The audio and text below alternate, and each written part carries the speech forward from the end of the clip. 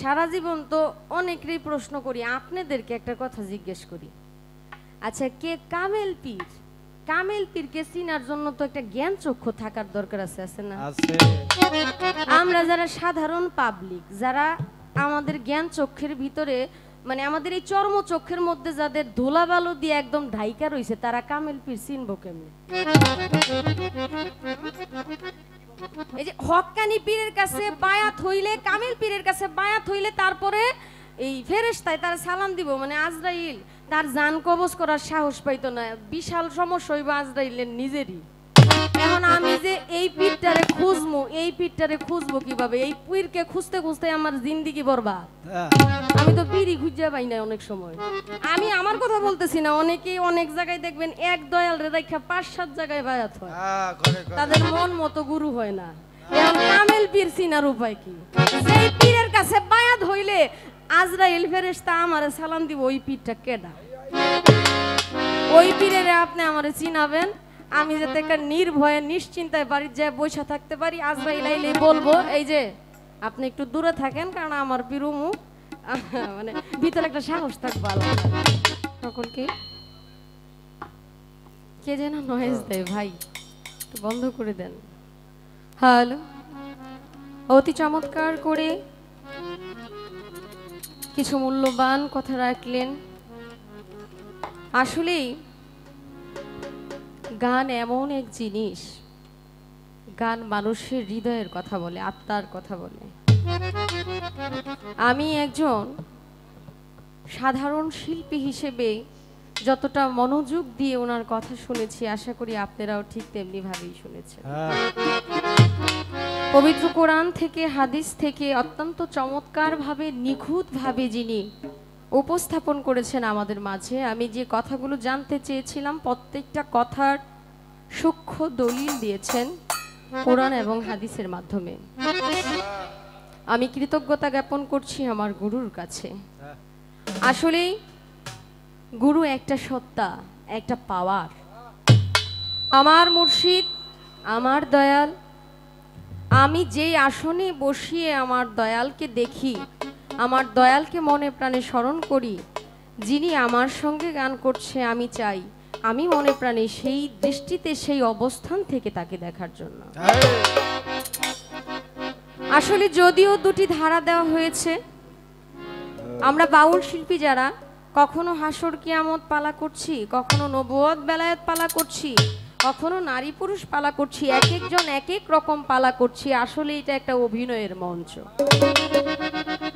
আজকে আমাকে যে ভক্তের অভিনয় দেওয়া হয়েছে, আমি চেষ্টা করছি এবং চেষ্টা করব আমার এই অভিনয়ের ধারা যেন কেউ বিব্রত না হয় এবং ভিন্ন পথে না যায়। আমার এই নিখুঁত ভালোবাসা দেখে যেন দয়ালের প্রতি মহব্বত, ভালোবাসা আরো বেড়ে যায়। কারণ আমার এই অভিনয় যদি মন্দ হয়, তাহলে অন্যান্য ভক্তরা দয়ালের কাছে যাইতে চাইবে না। খুবই সুন্দরভাবে কথা শুনলাম, এত সুন্দর কথা। এর মধ্যে থেকেও কিছু কথা জানা বোঝার তো অবশ্যই থেকে যায়, কারণ আমি তো ছোট মানুষ, বুঝি কম। যে কথাটাই আমার কাছে ভালো মতো স্পষ্ট হয় না, সেটাই বোঝার জন্য বারে বারে আকুল আবেদন করতে থাকি। আস্তে আস্তে শুরু করি নাকি বাবা? কষ্ট হইতেছে আপনাদের? আচ্ছা, আলহামদুলিল্লাহ। কষ্ট হইলে বলবেন, হ্যাঁ। আমি তো ছোট মানুষ, আমার কথায় কষ্ট হইতেই পারে। আপনারা বললে আমি কথা কমাই দিব, বাবা যেভাবে বলতেছে বলবে। বলেছিলাম চিন্তা করো হিন্দু মুসলমান অন্যান্যরা কি করবে, কয় আমি তো জ্ঞানবানের কথাও বলছি। প্রত্যেকটা সম্প্রদায়ের মধ্যে জ্ঞানবান আছে না? এইখানেও তো কেমন জানি লাগলো, সব জ্ঞানবানরাই যদি বুঝে যাদের জ্ঞান কম তারা কি করব? মানে যারা জ্ঞানবান তারা বুঝবে সকল সম্প্রদায়ের মধ্যে জ্ঞানী আছে, তাহলে যারা বুঝে না, যাদের ভিতরে এই জ্ঞানটা নাই, তাদের রাস্তা কি? তাদেরও একটা রাস্তা আছে। আচ্ছা, এটা গেল। আমি এটা নিয়ে এত প্রেসার দিচ্ছি না দয়ালকে। আমার গুরুর সাথে আমার এরকম হইতেই পারে না। শেষে যখন গান শেষ করে বই সাজাবে, তখন একটা মুস্কি হাসি দিছে। আমার মনে হইলো আমার কলিজার মধ্যে কেউ চাইনা মাইর দিল।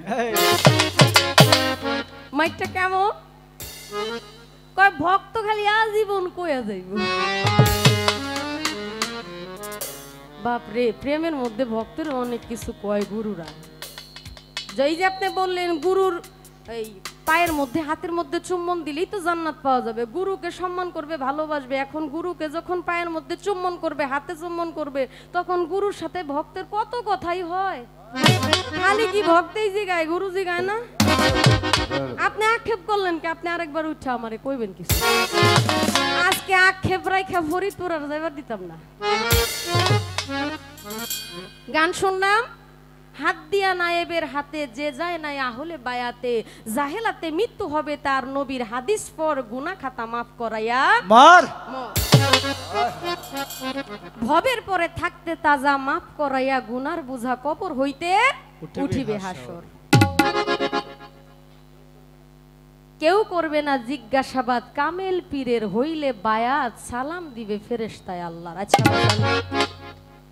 সব ঠিক আছে এখন সারা জীবন তো অনেকেরই প্রশ্ন করি আপনাদেরকে একটা কথা জিজ্ঞেস করি আচ্ছা কে কামেল পীর কামেল পীরকে চিনার জন্য তো একটা জ্ঞান চক্ষু থাকার দরকার আছে আছে না আছে আমরা যারা সাধারণ পাবলিক যারা আমাদের জ্ঞান চক্ষের ভিতরে মানে আমাদের এই চর্ম চক্ষের মধ্যে যাদের ধুলাবালু দিয়ে একদম ঢাইকা রইছে তারা কামেল পীর চিনবো কেমনে এই যে হক্কানি পীরের কাছে বায়াত হইলে কামিল পীরের কাছে বায়াত হইলে তারপরে এই ফেরেশতায় তার সালাম দিব মানে আজরাইল তার জান কবজ করার সাহস পাইতো না বিশাল সমস্যা হইব আজরাইলের নিজেরই এখন আমি যে এই পীরটারে খুঁজবো কিভাবে এই পীরকে খুঁজতে খুঁজতে আমার জিন্দেগি বরবাদ আমি তো পীরই খুঁজে পাই না অনেক সময় আমি আমার কথা বলতেছি না অনেকেই অনেক জায়গায় দেখবেন এক দয়াল রে রাইখা 5-7 জায়গায় বায়াত হয় তাদের মন মতো গুরু হয় না এখন কামেল পীর চিনার উপায় কি সেই পীরের কাছে বায়াত হইলে আজরাইল ফেরেশতা আমারে সালাম দিব ওই পীরটা কেডা ওই পীরের আপনি আমারে চিনাবেন আমি যাতে একটা নির্ভয়ে নিশ্চিন্তায় বাড়িতে যায় বসে থাকতে পারি আজরাইল আইলে বলবো এই যে আপনি একটু দূরে থাকেন কারণ আমার পীরুমু মানে ভিতরে একটা সাহস থাকবে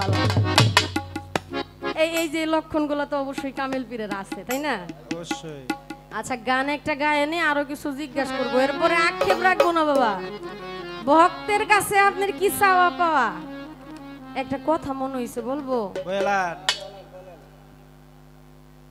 এক লোক 12 বছর ধরে খালি আল্লাহর জিকির করে আল্লাহ আল্লাহ আল্লাহ আল্লাহ এরকম জিকিরের মধ্যে থাকে তার বিশ্বাস তার কোনো মুর্শিদ নাই সে বায়াত নাই কিন্তু তার বিশ্বাস মুর্শিদ একদিন বাড়িতে আইব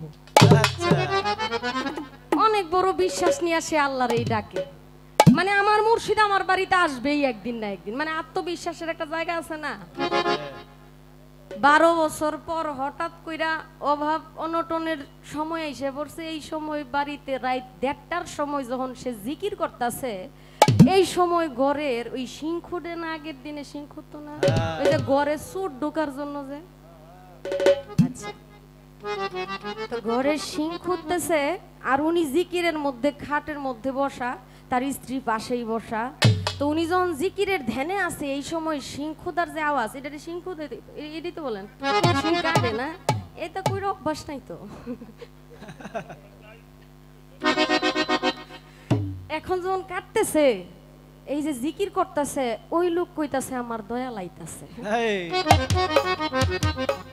যখন দয়া লাইতাছে কইতাছে সুরে তো খুব সাবধানে খুব সতর্কভাবে সিং কাটতেছে কাটার পর বউ কইতাছে আরে কি এমন আওয়াজ হইতাছে কিসের কয় কথা কইস না দয়া লাইতাছে সাবধান কথা কইস না যখন দয়াল ঘরের ভিতরে খালি ঢুকছে মানে ওই যে সুরটা খালি ঘরের ভিতরে ঢুকছে এমনি জিকির থইয়া খাটের থেকে ফাল দিয়া দয়ালের পায়ে ধরছে গুরু আপনারে আমি 12 বছর ধরে খুঁজতাছি আপনি আমার বাড়িতে আইবেন আজকে আপনি আইছেন আপনারে আজকে ছাড়তাছি না সুরে কয় সর্বনাশটা করছে রে কার বাড়িতে আইছিলাম চুরি করবার আমার জিন্দেগি না বরবাদ কইরা সুরে কয় না ছাইরা দাও কয় বাজান এত কষ্টে আইছেন আপনারা, আমি এমনি ছাইরা দিব না বাবা। বাবা আপনি আমার পাশে বসেন বাজান, আপনার চরণগুলো আমি ধুয়ে ওই পানি দিয়া গোসল করব। দয়াল তো কোনো কথা কয় না, সুর তো তার মনে মনেই জানা, বিদ্যে খালি মাহার চলতেছে। যখন একটা বুলের মধ্যে পানি নিয়ে বউরে কয় তাড়াতাড়ি একটু দুধ আছে নাকি দেখো, ওই পানির মধ্যে দুধ মিশায় গরুর পাউডি একটু ধুয়ে দে।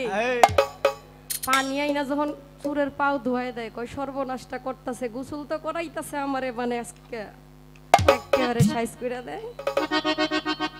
বউরে কয় বডি আনো। বউ যখন বডি আনতে গেছে, চুরের তো খুব ভয় লাগতেছে, আজকে আমারে মাইরে লইব। কয় বাজান আপনি একটুও ভয় পায়েন না, বটি আনাইতেছি এই কারণে আপনার সামনে বইসে আমি ফল ফুট কাইটটা আপনার মুখে তুইটা খাওয়াই দিব। বউ কয় কি টানা ফানা যে শুরু করলা বুঝলাম না কিছু। এই কথা কইতেই তো খুব রাগ হইছে। হ্যাঁ আমি 12 বছর ধরে জিকির করি, আমার আল্লাহরে আমি স্মরণ করি, আর আমার বউ আমার গুরুরে দেখা এইরকম ভাষায় কথা বললো, বডিটা আসিল হাতে, একটা বাড়ি মাইরা বউর কল্লা দিছে ফালা। সুরে কয় সর্বনাশ, যে বেটা এক কথার উপরে বউ মাইরা লাইছে সে আর আমারে রাখতো না। যখন কইছে আমারে রাখতো না, তখন তো সুরের ভিতরে একটা ভয় সৃষ্টি হইছে। ভয় সৃষ্টি হওয়ার পর ওই সুর কি করছে, ওই পানি নিজের শরীরে দিতে যায়া ওই পানি যে বউর শরীরে পড়ে গেছে। ওই যে পাও ধুইছিল গুরুর, সে তো চুরকে গুরু ভাবতেছে, ওই পানি যায় বউর শরীরে লাগতেই বউর কল্লা ঠিক হইয়া বউ গেছে সুস্থ। বউ সুস্থ হইয়া যাওয়ার পর সুরে কয় সর্বনাশ, আমি এত বড় কামেল পীর এতদিন আমি জানতাম না, আজকে জানলাম।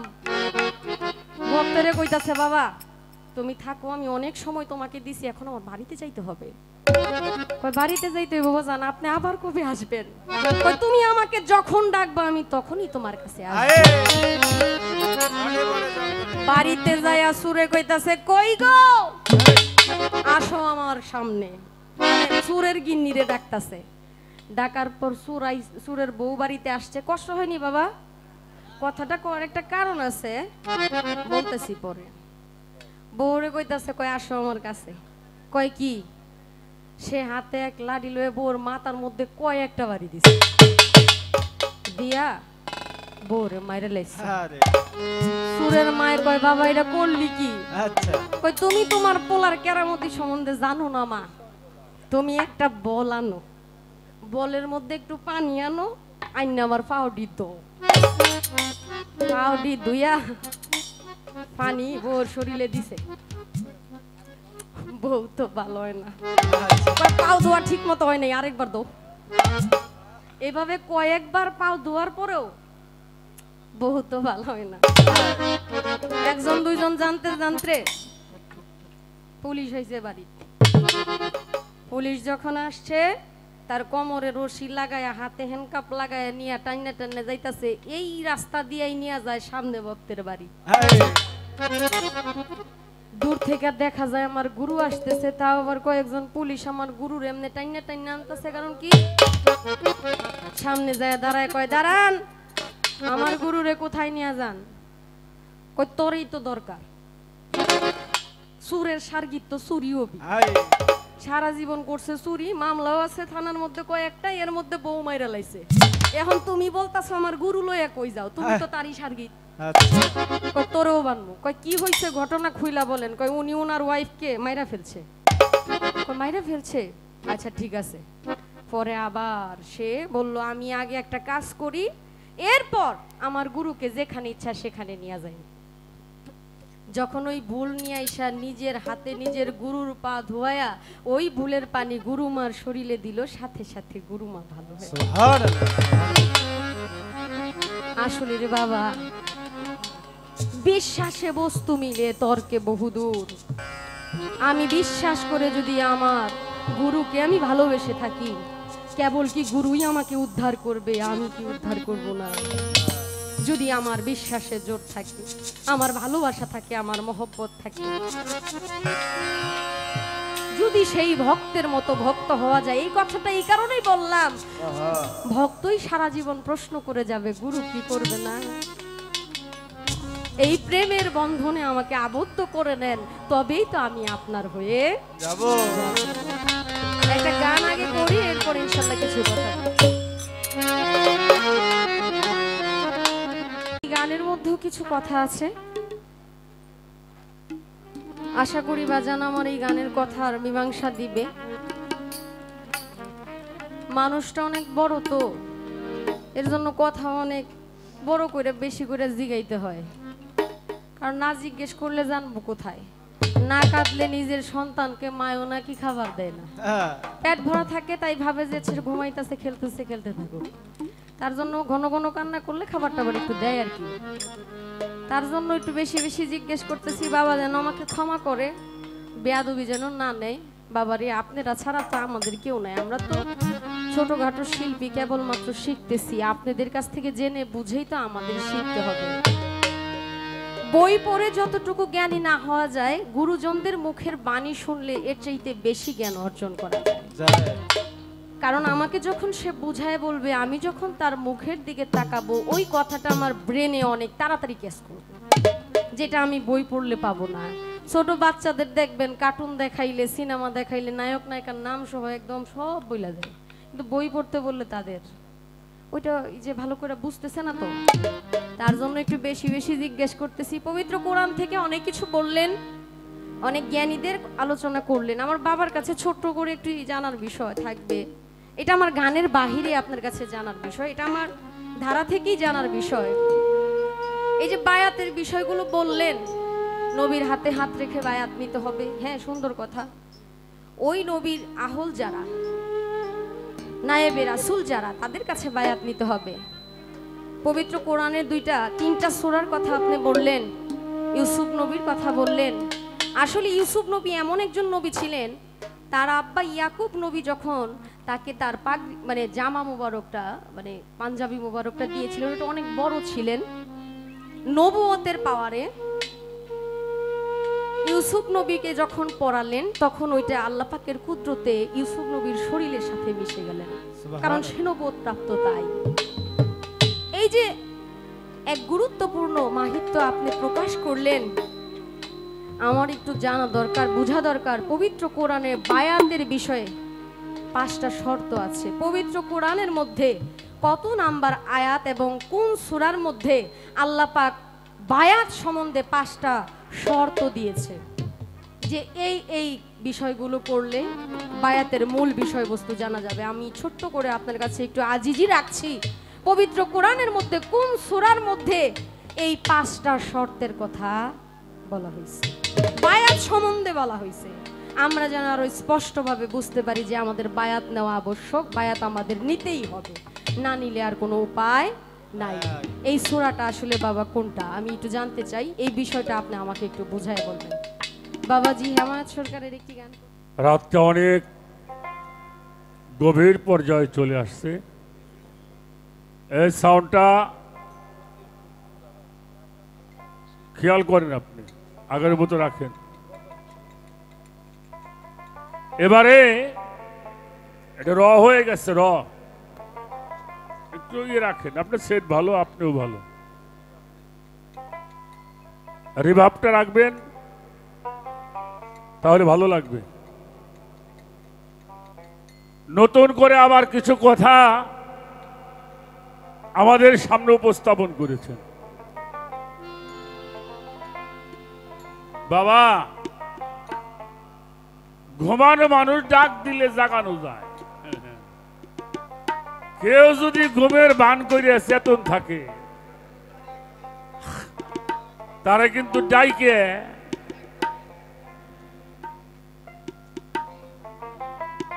আমি মোটামুটি প্রায় আমার উস্তাদের থেকে শুরু করে এই পর্যন্ত প্রায় 40 বছর এই গানের জগতে আপনাকে দোয়ায় আছি, আপনাকে পাশে। আমি 2-একটা পাগল দেখছি, কিন্তু অজ্ঞানী মানুষ দেখিনি। আপনারা বলেন, এই পর্যন্ত একটা লোক রে একটা টাকা কেউ কম দিবার পারছে? হ্যাঁ, ভালো করে বুঝেন। একটা লোক আপনি পাবেন না। যদি বাবার দুইটা সন্তান, বড় ভাইয়ের মধ্যে এক হাত জায়গা যদি ফেসে, কয় তোর ঘর না ভাঙ্গা পর্যন্ত তো কথা নাই। বাড়ি চেনো, টাকা চেনো, ভালো মন্দ চেনো, আর কি কমা, আর এই জায়গায় এসে পাগল সাজবে, শোনা তা হবে না। ব্যাগ বইরে কসমেটিক্স পাগলে ওটা আছে নে মিয়া, পাগলে ওটা আছে নে, এক দুইটা নাই না, মেলা পাগল আছে।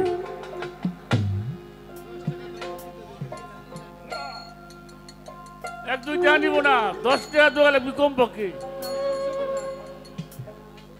হ্যাঁ,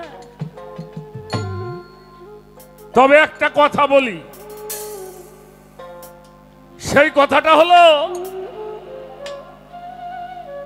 আল্লাহ বলছে যেই জাতি নিজের ভাগ্য পরিবর্তন করে না, আমি আল্লাহ তার ভাগ্য পরিবর্তন করি না। আচ্ছা বেটা, যেই জাতি নিজের ভাগ্য পরিবর্তন করে না, আমি আল্লাহ তার ভাগ্য পরিবর্তন করি না। করি না। এই জন্য বাবা, এক প্রকারের মানুষ আছে, তাদের বলে গুরুই বেছে না, হেরা কামেল গুরুই পায় না। কিন্তু আমি তো দেখি বাবা, যে দরবারে গেলাম, কারো 200 ভক্ত, কারো 500 ভক্ত, কারো 5000, কারো 5 লাখ আছে না। যার 5 লাখ ভক্ত আছে উনিও পীর, যার 200 ভক্ত আছে উনিও পীর। আর গুরু যদি কাউরে গুরুত্বপূর্ণ বস্তু দান করে, তারা যদি কেউ না মানে, তাতে কিছু আসে যায় না। হ্যাঁ বেটা, তাই তো। একজন মানুষ তার গুরু না মানুষ কিছু আসে যায়। আমার রসুল পাক মাওলা আলীরে বলছিল, তুমি কাউকে বায়াত করতে যাবে না যতক্ষণ পর্যন্ত তোমার কাছে কেউ না আসে। কারণ পানি কোনোদিন মানুষের বাড়ি হাইটে যায় না, যার পিপাসা লাগে সে পানি খুঁজতে যাবে। কি বলেন? আল্লাহওয়ালা মানুষ দুনিয়াতে অভাব নাই, তুমি খুঁজো না তাই পাও না। এক পদের লোকই আছে, তাকে বুঝাবা, দলিল দিবা, কোরআন ভরবা, হাদিস দিবা, তারপরেও কবি মাথাই ধরে না। এর কারণটা কি? আল্লাহ বলছে বেশিরভাগ লোক হইল গুমরা। গুমরা মানে কিন্তু অজ্ঞানী না, মানে সে বুঝাও বুঝতে চেষ্টা করে না।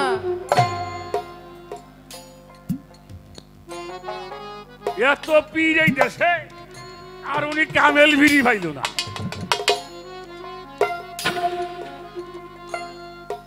আমাদের ফরিদপুরে একজন আলেমের জন্ম হয়েছিল, আল্লামা শামসুল হক ফরিদপুর রহমতুল্লাহি আলাইহি। উনার ছাত্র হলো আল্লামা আজজুল হক সাহেব, যিনি মাহমুদুল হক সাহেবের বাবা।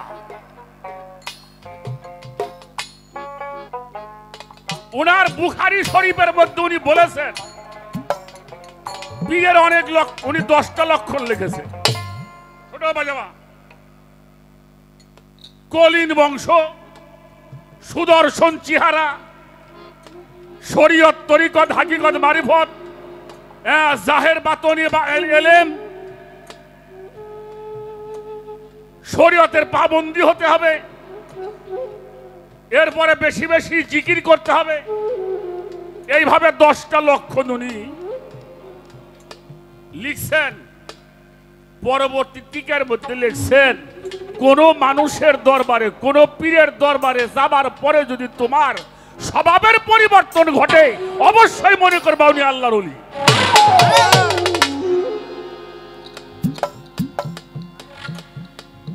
তুমি যে কোনো পীরের দরবারে যাও, যাওয়ার পরে যদি তোমার স্বভাবের পরিবর্তন ঘটে, নিঃসন্দেহ উনি আল্লাহর ওলি।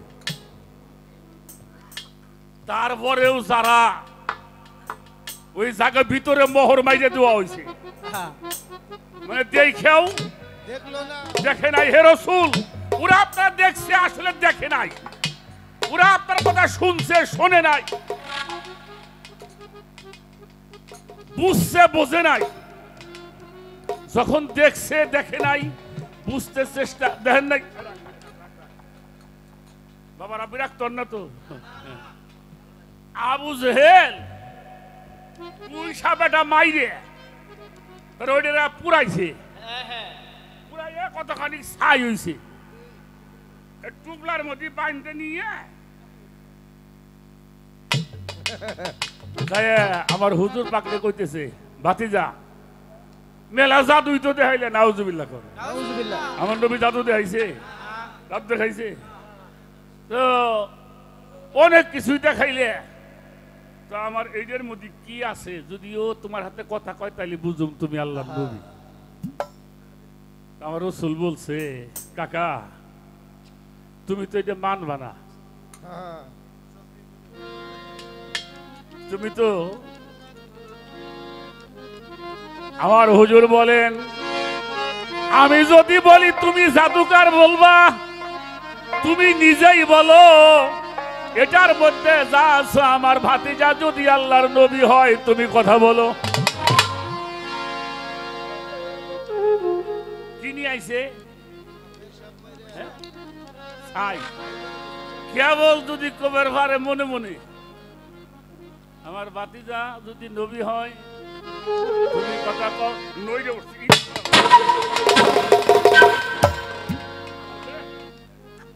আমার খিলাফত দেন না ভাই। এটাতে আইলাম কেন, মানে ছাই তো সেই লইরে উঠছে। এটা সুবহানাল্লাহ। সুবহানাল্লাহ। বের হলো গুইসাপ, আমার রাসূল আঙ্গুল দিছেন, মান আরা বলতো আমি কে, মান আরা এ গুইসাপ বল আমি কে। আর গুইসাপ আল্লাহরে কয়, আল্লাহ একটু জবান যদি খুইলে দিতে মাহবুব, আমি আমার নবীর সাথে দুইটা কথা বলতাম। আচ্ছা, সঙ্গে সঙ্গে জবান খুলে গেছে।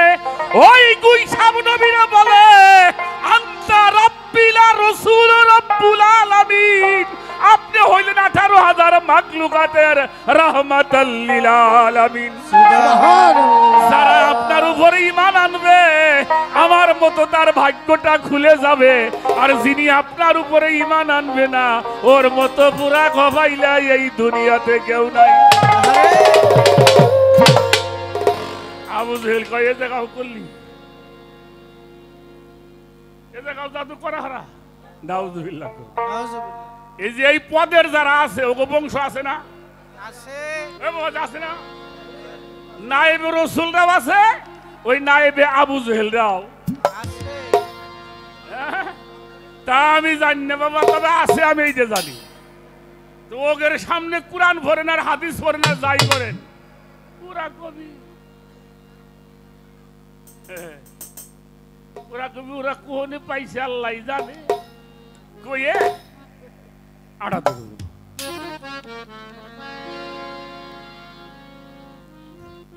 পরীক্ষা দিবে। আচ্ছা বাবা, একজন ভক্ত গুরুরে পরীক্ষা করতে পারে? কথা কন না কেন? একজন বয়াতিকে বুঝতে হলে একজন বয়াতি লাগবে। মানে আমারে যদি একজন আলেমের সামনে বসায়, আমি কি কমু কন দিই? আমি পড়ি এই মাদ্রাসায়, আমি কিছু কইতে পারবো? হ্যাঁ, আর হ্যারে যদি কে আমাদের পালা গান গাও,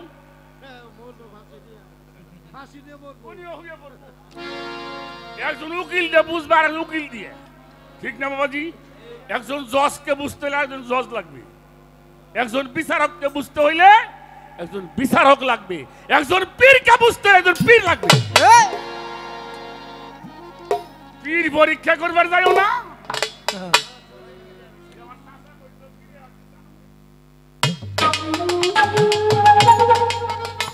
পীরের হাতে পাল্লা করার কাম নাই। যেহেতু বড় পীর গাউসুল আজম উনি বলছেন তুমি যদি কোনো পীরের দরবারে যাও জাহিরি বিদ্যা যা জানো সবকিছু বাদ রেখে খালি হয়ে যাও। চাষি আগে বোতল দিছে, চাষারে যাও তেলের বোতল নিয়ে যাও, তেল নিয়ে এসো, রাখ। কিন্তু ভুলে ভুলে দিয়ে বইছে ভরাটা। খেয়াল কর না দোকানের সামনে দিয়ে বস। হ্যাঁ দড়ি ওই দড়িতে বাঁধতে নিয়ে গেছে। কইতেছে নে দোকানদারে, কইতে নে বোতল তেল দিস। দোকানদার তোমার বোতল দি ভরা। সুশান্ত বাড়ি আছে যার বোতল ভরা হয় মধ্যে কি দিব? তেল আনবার যাও তাহলে খালি বোতল নিয়ে যাও, পরীক্ষা করবার যাও না। চাও যদি মানুষে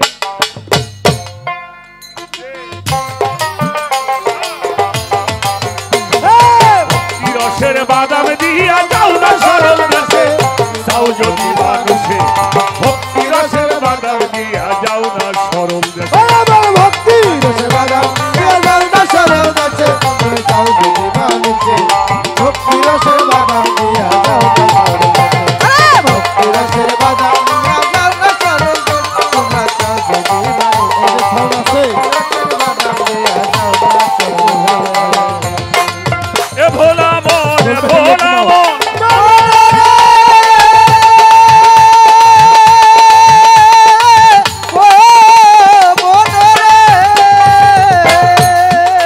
ওরে সরল দেশের সরল মানুষ, সরল বেচা কিনা, সরল হাটে গরলের মাল কখনো বিকায় না। সরল দেশের সরল মানুষ, সরল বেচা কিনা, সরল হাটে গরলের মাল কখনো বিকায় না। মন মানুষ বসিয়া আছে নীতি লইয়া হাতে, মন মানুষ বসিয়া আছে নীতি লইয়া হাতে। ওরে একরতি মাল কম পড়িলে ঠেকবি রে নি গাছা, ওরে একরতি মাল কম পড়িলে ঠেকবি তুই নি গাছে। চাও যদি মানুষ ভক্তি রসের বাদাম দিয়া যাও না সরল দেশে, রসের বাদাম দিয়া যাও না সরল দেশে, তোমরা চাও যদি মানুষে ভক্তি রসের বাদাম দিয়া যাও না সরল দেশে, ভক্তি রসের বাদাম দিয়া যাও না সরল দেশে, তোমরা চাও যদি মানুষে ভক্তি রসের বাদাম দিয়া যাও না সরল দেশে। আছে একটা কথা আছে, এটা গুরুজনরা সাধুরা বলেছেন। সাধু গুরু বৈষ্ণব একটা শব্দ আছে না সনাতনে, সাধু গুরু বৈষ্ণবের দয়া হলো, তারপরেও জীব নরকে গেল। তোমারে সাধু দয়া করছে, গুরু দয়া করছে, বৈষ্ণবে দয়া করছে, কিন্তু তোমার নিজের দয়া হয় নাই, কাজ হইব না। আমাদের ফরিদপুর আর একজন সাধক ছিল, তমিজউদ্দিন ফকির নাকি, তমিজউদ্দিন ফকির। ওনার একটা গানের মধ্যে আছে, হইলে নিজের দয়া করবে দয়া, থাকলে অন্তরে তারে দয়া করে যেজন ডাকে অন্তরে।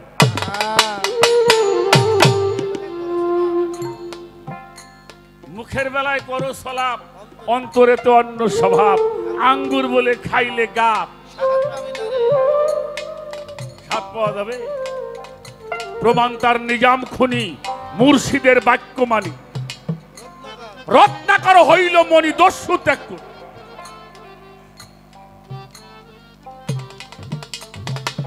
তারপরে কি লেখছে, অন্তরে তারে তারে, অন্তরে তারে তারে, যে জনায় ডাকে তারে।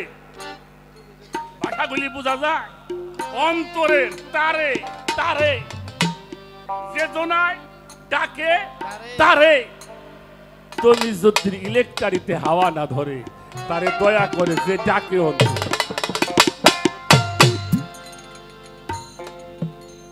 গুরু ধরে থুয়াইলে তার হুকুম হাকাম কিন্তু কিছুই করলাম না, গেলাম আইলাম, মানুষও ধরছে আমিও ধরছি।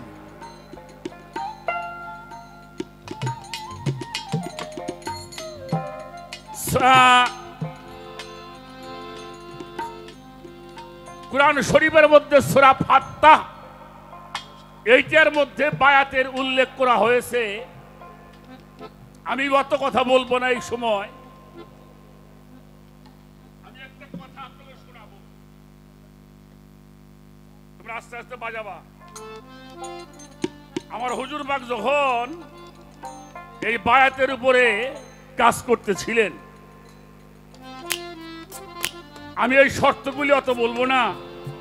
বায়াত গ্রহণকালে সাহাবী হযরত আব্দুল্লাহ বিন রাওয়াহা রাদিয়াল্লাহু আনহু বলেছিলেন, ইয়া রাসূলুল্লাহ, এমন অঙ্গীকার নেওয়া হচ্ছে আমাদের কাছ থেকে, আমরা যে আপনার কাছে বায়াত হইতেছি, যে অঙ্গীকারগুলি আপনি নিচ্ছেন, আপনার রব কি কিংবা আপনার সম্পর্কে কোনো শর্ত আরোপ করেছেন কিনা। আমাদেরকে আপনি তো অনেক শর্তই দিচ্ছেন, আমরা সেটা মানবো, কিন্তু আপনার ব্যাপারে কোনো শর্ত আছে কিনা সেটা আগে বলেন। দেখেন সাহাবাদের কারণটা কি। আপনি আমাদেরকে যত প্রকারের নির্দেশ আদেশ করবেন সব মানবো, কিন্তু আপনার ব্যাপারে কি করতে হবে, এজন্য আল্লাহ তাআলা কি বলছে আগে সেইটা।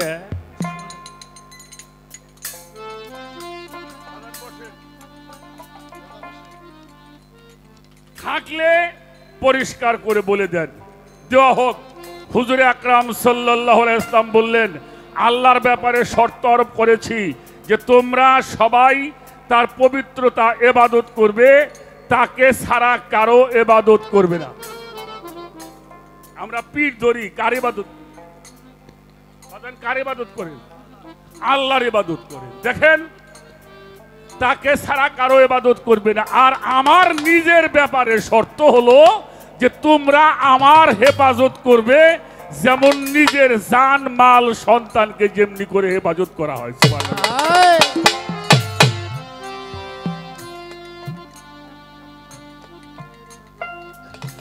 গুরুকে কেমনে হেফাজত করতে হবে? আপনার জানটা যেমনি হেফাজত করেন, আপনার মালটা যেমনি হেফাজত করেন, আপনার সন্তানটা যেমনি হেফাজত করেন, আপনার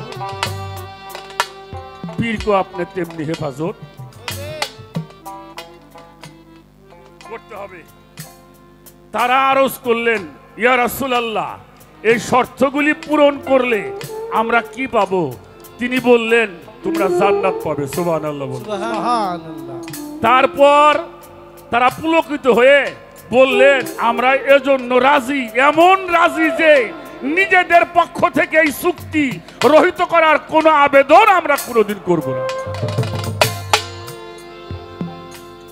আমাদের জান যদি যায় যাবে, কিন্তু আপনার থেকে আমরা দূরে শুয়ে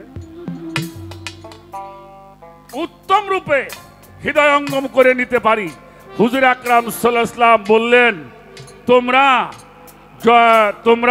তোমরা জবানে যেন আল্লাহর জিকিরে থাকো সদাই তরতাজা। সুবহানাল্লাহ। তাহলে আল্লাহর ছাড়া কারো ইবাদত করা, তোমরা কারো ধন আত্মসাৎ করবে না, আজ থেকে মিথ্যা পরিত্যাগ করবে, আজকে থেকে তোমরা আর মিথ্যার আশ্রয় গ্রহণ, কারো ধন চুরি করবে না, কারো সন্তান কেউ যেন, নারীরাও তারা স্বামী ব্যতীত অন্যের কোনো সন্তান ধারণ না করে। যদি তোমরা এটা করো, আল্লাহ তোমাদের পুরস্কার দিবেন জান্নাত।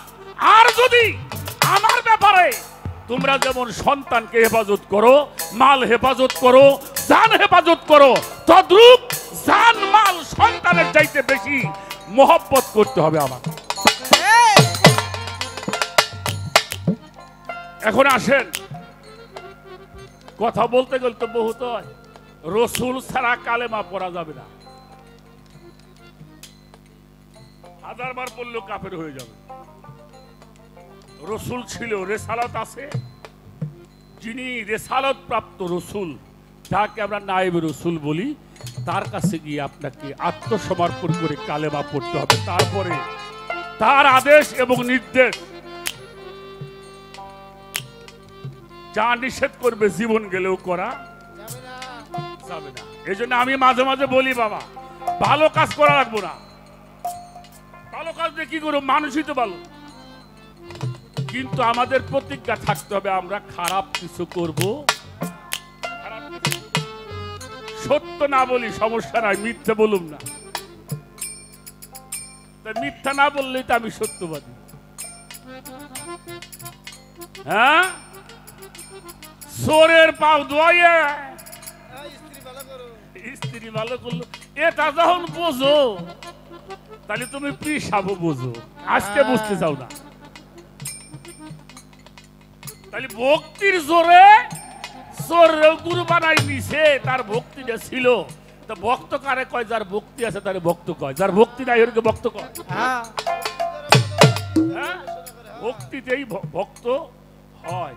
যার ভক্তি আছে গুরু তার কাছে বান্ধা, উনি যেদিকে ঘুরায় গুরু সেই দিকে। ভক্তি রসের বাদাম দিয়া যাও না সরল দাসে, তুমি যাও যদি মানুষে।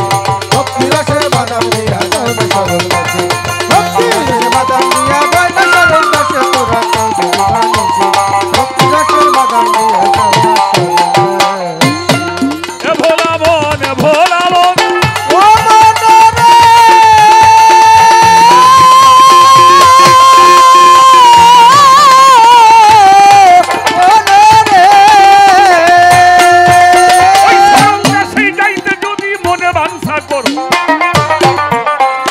অনুরাগের বিষ খাইয়া জিন্দা বরাবর, সরল দেশে যাইতে যদি মনে বাঞ্ছা করো। বাবা মোবারক সানামের বিষ খাইয়া জিন্দা মরাই বড়, সরল দেশের মানুষে তারা মরা ভালোবাসে। সরল দেশের মানুষ তারা মরা ভালোবাসে। জিন্দা মরা পাইলে পরে হাই মরা মানুষ, জিন্দা মরা পাইলে পরে জিন্দা মরা পাইলে পরে হাই মরা মানুষে। চাও যদি মানুষ ভক্তি রসের বাদাম দিয়া যাও না সরল দেশে। ভক্তি রসে বাদাম দিয়া যাও না সরল দাসে, তোমরা চাও যদি মানুষে। ভক্তি রসের বাদাম দিয়া যাও না সরল দাসে, ভক্তি রসের বাদাম দিয়া যাও না সরল দাসে, তোমরা চাও যদি মানুষে। ভক্তি রসের বাদাম দিয়া যাও না সরল দাসে।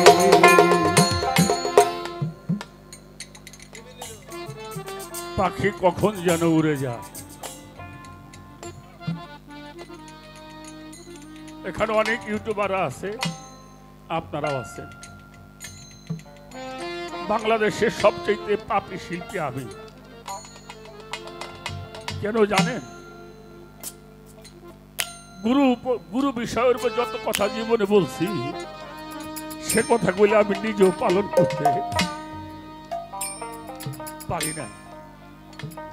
আমি নিজে নিজে আমার খাতার মধ্যে দেখেছি আমি সবচেয়ে বড় অপরাধী। আমাকে আপনারা মাফ করে দিবেন। একটা কথা বলবো বাবা, ছোট বাজা, মক্কা থেকে যখন মদিনায় চলে গেল,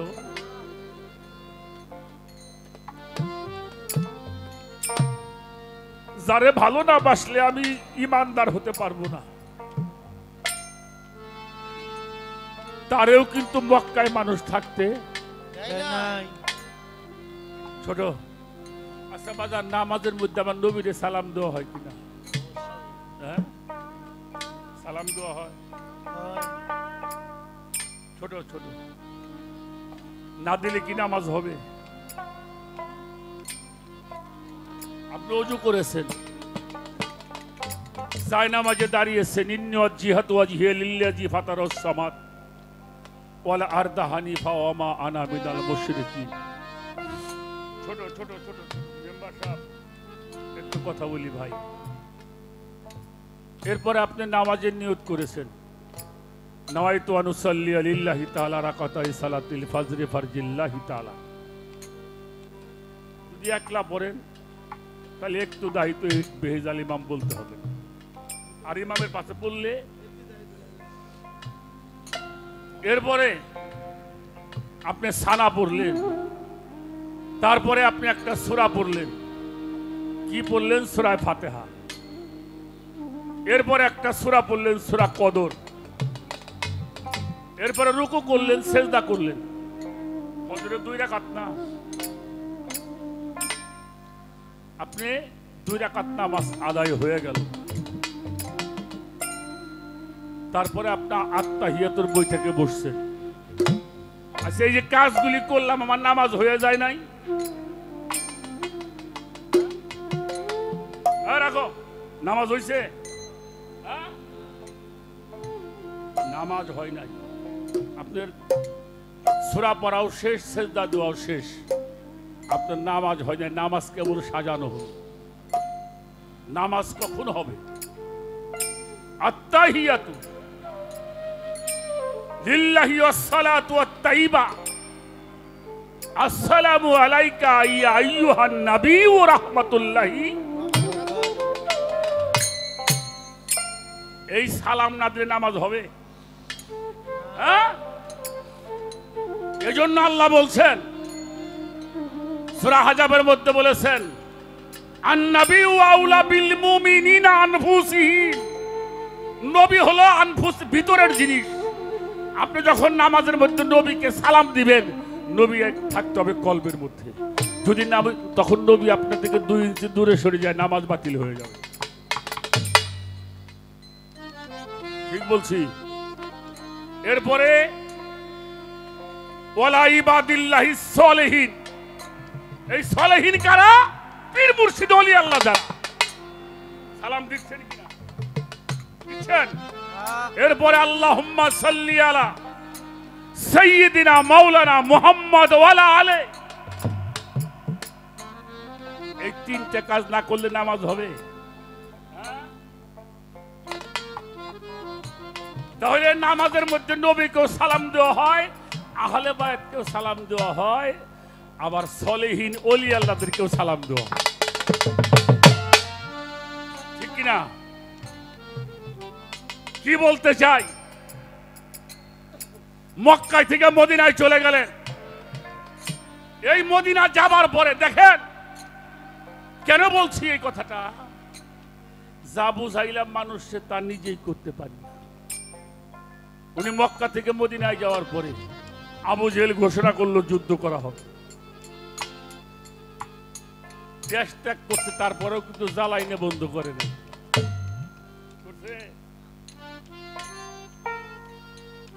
হুজুরে পাক মুহাম্মদুর রাসূলুল্লাহ, সকলেই বলি সাল্লাল্লাহু আলাইহি ওয়াসাল্লাম, উনি যুদ্ধের জন্য মানুষ সংগ্রহ করছে। আমার দয়াল নবী একটা যুদ্ধ করে নাই প্রতিশোধ নেওয়ার জন্য। করছে বাবাজি? হ্যাঁ, আমার হুজুর পাকের যুদ্ধ ছিল প্রতিরোধ করা।